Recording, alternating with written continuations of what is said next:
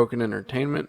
So I saw this article a couple days ago originally on Pirates and Princesses, and I've been kind of mulling it over and whether I want to go into it or not. And then I saw it again here on Bounding into Comics, and there's really interesting financial information at the bottom that I think is especially useful. So let's go ahead and get into it. It's this rumor that Disney has put Star Wars Galaxy's Edge expansion on hold. So a brand new rumor claims that Disney has put an expansion for Star Wars Galaxy's Edge on hold. Yeah, we all know what it is. The original idea for the land was supposed to be based on George Lucas's original trilogy and would welcome visitors to Tatooine, but according to former Vice President of Epcot, Hollywood Studios and Magic Kingdom, Dan Cockerell, those plans were scrapped. Cockerell explained that Kathleen Kennedy specifically wanted to make the land based on the new Disney Star Wars stories rather than Lucas's classics. He stated, and Kathleen Kennedy, her point of view was there are way more Disney Star Wars stories ahead of us than behind us. So we really should think about, do we want to build a Tatooine and build what all the 50-somethings remember Star Wars is, or do we want to build something else which is going to appeal to all the upcoming generations who are going to know the new stories? So I have some thoughts on that before we go much farther. Those are both limited viewpoints. And it shows, of course, Kathleen Kennedy's usual arrogance and hatred of anybody who happens to be Star Wars' traditional fan base. And, apparently she thinks we're all 50 years old. And male, probably.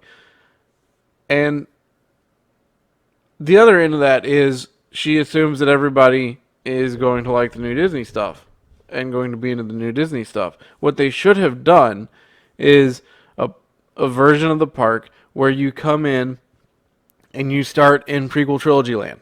And there's the prequel trilogy characters, and you go through and then you move into the original series land, and you have the original series characters, and that can be based on Tatooine or whatever. And then you move to the next part of the park, and that's your Disney stuff where you have the Disney characters and you put it on whichever Disney planet.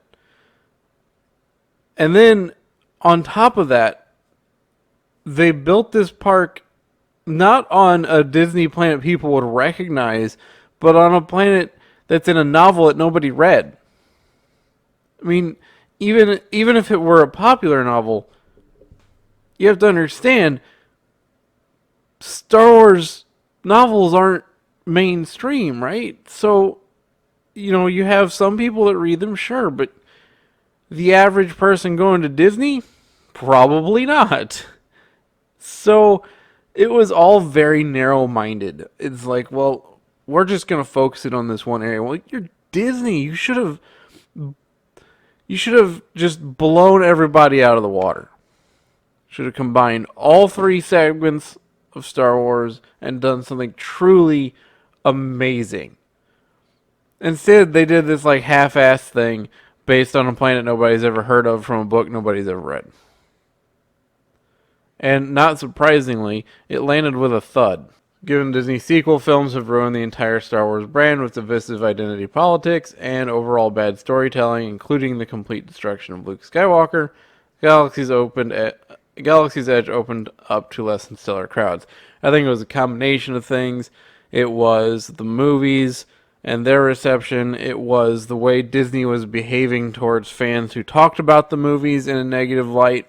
And it was the fact that it's Star Wars and you go there and the only thing you recognize is the frickin' Millennium Falcon. Because if you're not a hardcore Star Wars fan, you haven't read the book that this planet's from, you haven't watched the cartoon that some of the characters are from, and you're probably not that big of a fan of the Disney movies, so you go there and you're like, hey, Millennium Falcon, okay, let's go home. It's just, it's unbelievable that Kathleen Kennedy's vision is so narrow. I mean, it's also perfectly believable because she's an ideologue, right? So all she cares about is her agenda anyway. Disney Senior Executive Vice President and Chief Financial Officer Christine McCarthy revealed attendance was lower than expected when the land opened.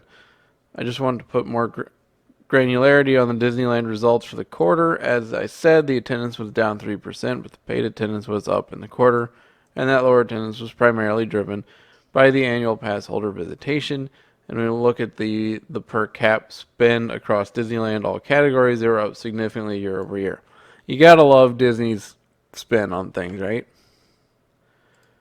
Disney CEO Bob Iger also revealed attendance was down. He said, and so all those factors contributed to attendance that was below what we would have hoped it would be.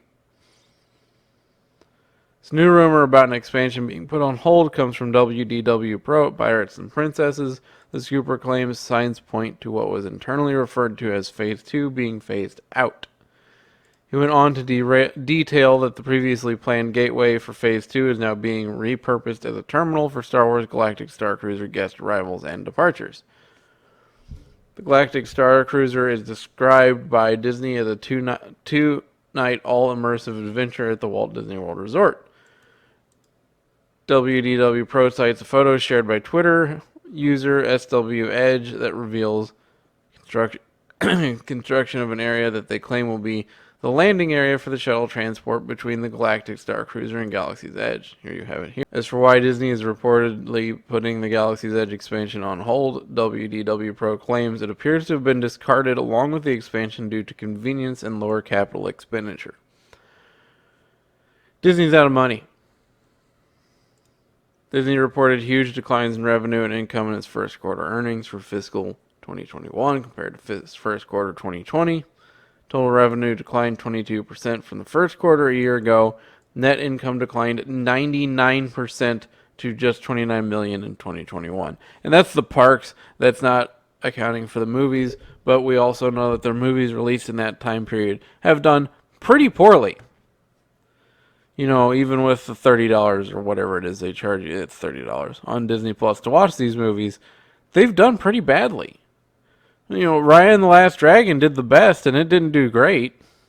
Compared, lost to Tom and Jerry. Mulan was a huge disaster. You know, Disney is pumping a lot of money into things, or they have been, and they've been losing it.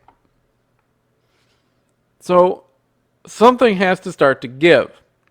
Because eventually, the fake money runs out. And I think they're starting to hit that wall. Where they've shifted things around a lot. They've told as many stretches of the truth as they can get away with. And now they're just looking at hard numbers. And like, okay, well, we can't afford Phase 2. Simple. We cannot afford this. And nobody's interested. Nobody talks about Star Wars Galaxy's Edge. Nobody visits Star Wars Galaxy's Edge. The numbers were down for Star Wars Galaxy's Edge before the pandemic started. People aren't interested because for a lot of people, it's just not Star Wars. It's Kylo Ren and some multicolored haired chick running around and a couple of vaguely recognizable stormtroopers and Rey. And then you're on a planet you've never heard of before. And as far as you know, isn't in any of the movies because it's not. The only recognizable thing is the Millennium Falcon. You get on the Millennium Falcon, and who are you greeted by? Are you greeted by Lando Calrissian? No. Are you greeted by Han Solo? No. Are you greeted by Chewie? No. You're greeted by Hondo. And I love Hondo. Hondo's a great character, but you know what he is? He's a cartoon character. How many people who go to Disney have seen the Clone Wars? Because I'll tell you now, most people I know that don't follow this stuff and aren't big fans of Star Wars, like huge, I gotta watch all the Star Wars I can, fans of Star Wars, they've never seen the Clone Wars. So you go there and there's this guy you've never heard of before. There's a world you've never heard of before. And, I had a friend of mine once say, well, people can learn new things. And that's true. But you have to hook them in with something. And they didn't. You know, you can definitely get people. They should have used the park and its connections with the original trilogy and the prequel trilogy. You could have had those things and built them up to this new world in the Disney Star Wars universe. But they didn't do that. They just dove headfirst into the Disney Star Wars new world, and you're like, where am I? And then you go and you spend infinite amounts of money on merchandise. Because that's what all these parks want you to buy, right? Which is fine. That's how they make their money. But the hard truth of the matter, looking at these numbers, Disney's out of money. And they're taking the steps to say, where can we easily save? Where can we go and save money without compromising things? And you can drop phase 2 of a park that nobody's interested in pretty easily.